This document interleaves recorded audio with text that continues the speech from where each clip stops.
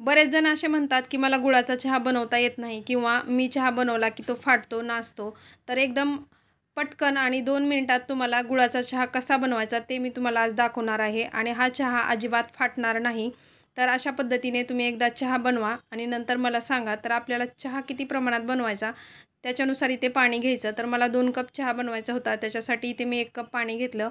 त्याच्यामध्ये 2 चमचे चहापत्ती घातली आणि काही तुळशीची पाने घातलेली आहेत.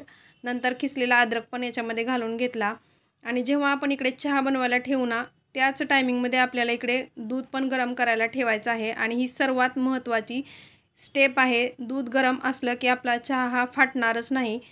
नंतर इथे मी चवीनुसार गूळ घालून घेतला आणि त्याला छान वितळेपर्यंत शिजवून घेतलं आणि कडकडीत गरम असं दूध आता याच्यामध्ये घालून घ्यायचं. तर तुम्ही इथे व्हिडिओमध्ये पहा, दूध घातलं तरी आपला चहा फाटत नाही. पूर्वीच्या काळामध्ये असेच लोक चहा प्यायचे. साखरेऐवजी गुळाचा चहा हा आपल्या शरीरासाठी कधीही फायदेशीरच ठरतो. म्हणतात न जुनं ते सोनं.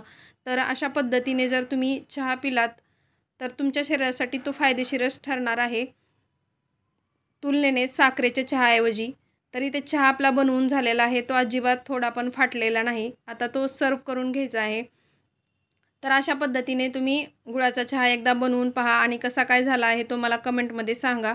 एकदम झटपट ही रेसिपी तुम्हाला इथे मी बनवून दाखवलेली आहे. जर तुम्ही चॅनलवरती नवीन असाल तर सबस्क्राईब करायला विसरू नका. व्हिडिओ थोडा जरी आवडला असेल तर लाईक करा. तुमच्या मित्रपरिवारासोबत शेअर करा आणि माझा व्हिडिओ पूर्ण पाहिल्याबद्दल धन्यवाद.